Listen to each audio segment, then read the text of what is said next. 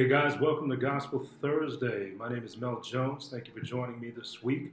We're going to take a quick look at a text in the Gospel of John. It's chapter 15, verse 4. I'll read that real quick. It says, "Abide in me and I in you, as the branch cannot bear fruit by itself, unless it abides in the vine, neither can you unless you abide in me." And just quick definitions here in the text. The branch or the branches would be you and I, and the vine would be Jesus Christ. And so today I'll just focus on the first part of this verse, and it's the abide in me and I in you, and offer up three very specific ways in which you can abide in Jesus Christ daily. And the first of those is remind. And so we must remind ourselves of the gospel daily. It is what Jesus did in us and for us that make all the difference for this life and for the one to come. I love 2 Peter chapter 1 verse 3. It talks about, it's a promise of God. God says that he has worked in us everything that we need for life and for godliness. And with that promise and with that reality, he is now commanding us, he's calling us to live it out by faith. And so again, the first one is to remind. The second one is to remain. So we must choose to remain in him at all times. Another way you can think of it is to be lodged in him, or to continue in him.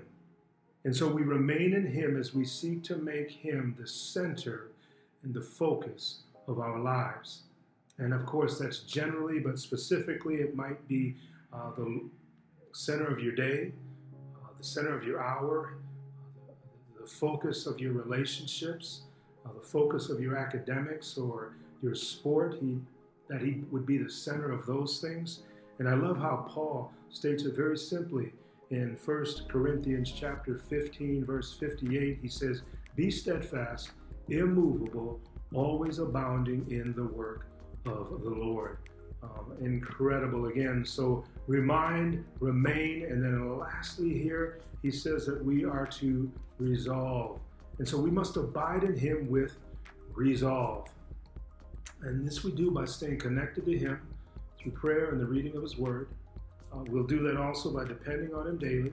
So trusting him with our lives, every bit of our lives, not just bits and pieces here and there, but all of our life. And then through continued grace-filled obedience.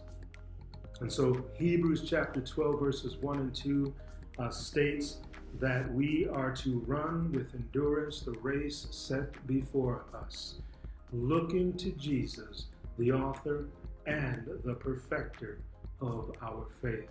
And so another promise of God, incredible. So remind, remain, resolve. Now, it's critical that we not forget it is only as we live dependent on the Spirit of God, or the Holy Spirit, that this reminding, this remaining, and this resolving becomes the reality for each of our lives. And so, guys, thank you for joining me again for Gospel Thursday. We'll see you again next week, same time, same place.